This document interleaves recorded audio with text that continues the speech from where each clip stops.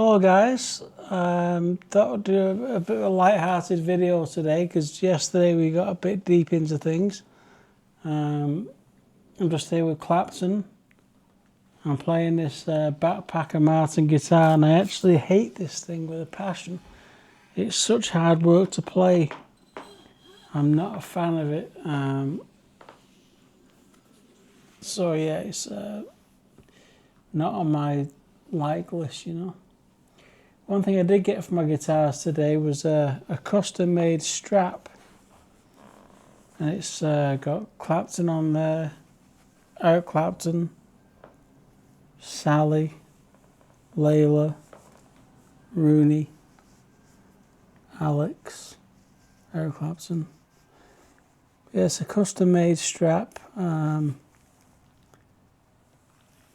which, as you know, the dogs mean the world to me, so I thought what a wonderful idea it would be to have these dogs on the strap, you know.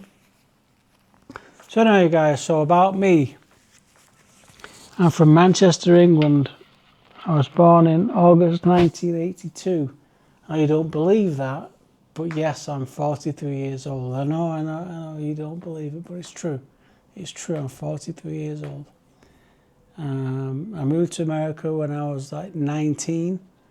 I moved to America, I was in college in England and I qualified for some loans, some grants. And instead of buying books, I got tickets to Florida.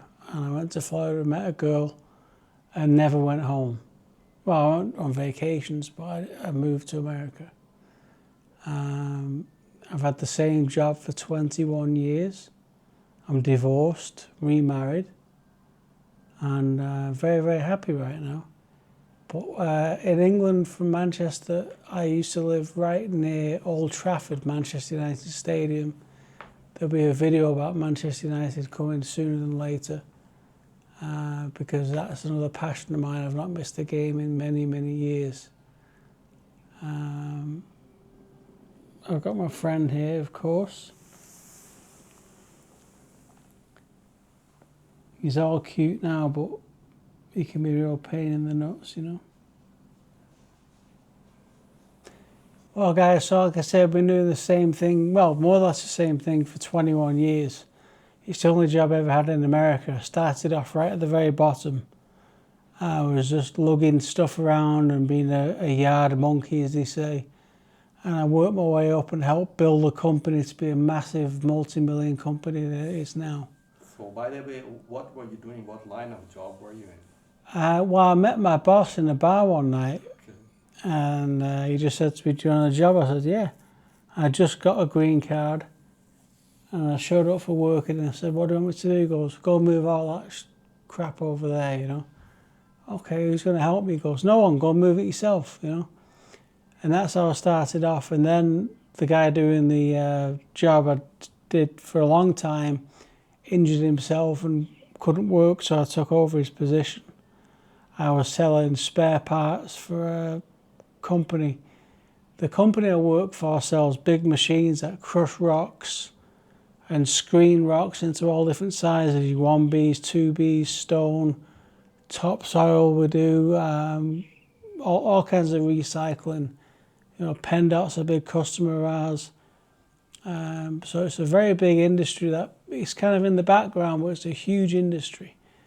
And before my back injury, I was on the road quite a lot, going all over the place to New York, New Jersey, over Pennsylvania, seeing customers, selling machines, and now I'm going to do it on the phone from home for now, which I'm still doing a good job with it. It's not as exciting because there's nothing that you can beat being like on a job site, you know.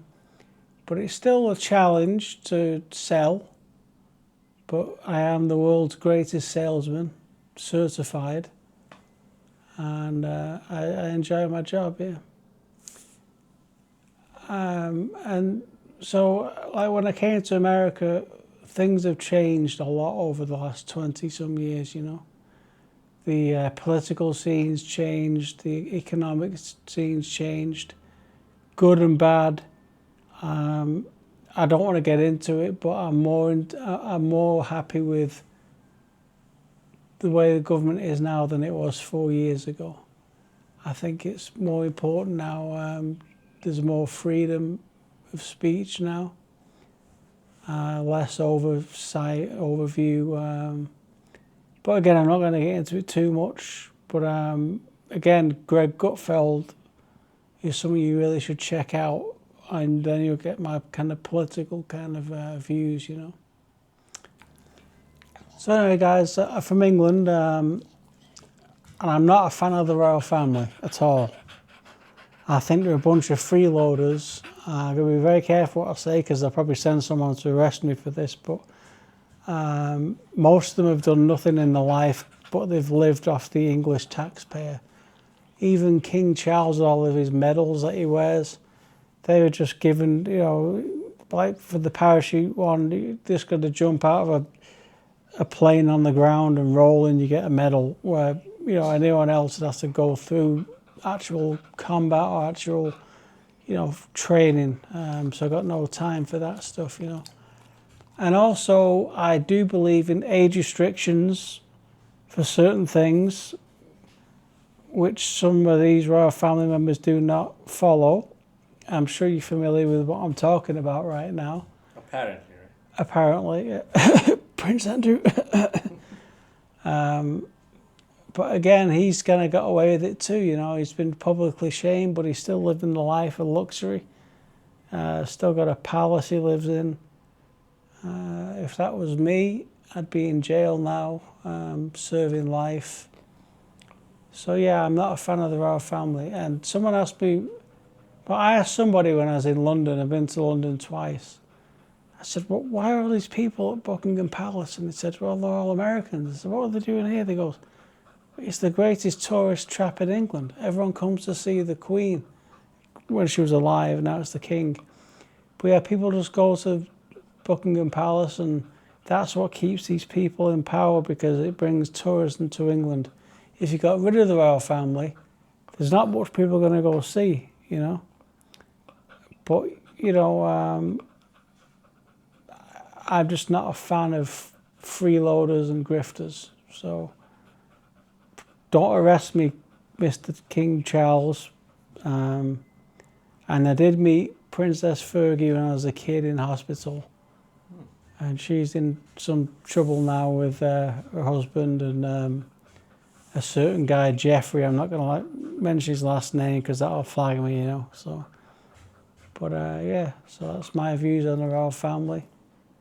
And again, I'd like someone to agree with me or counter me on that in the comments. That'd be absolutely fantastic, and have a discussion about that, you know. So yeah, please comment on this conversation. So again, guys, if you can please subscribe. We're averaging like 30 to 50 viewers per video.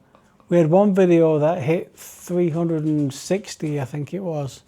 That was the ravioli video. Good ravioli, by the way, you'd love it. I could sell it to you and make a fortune.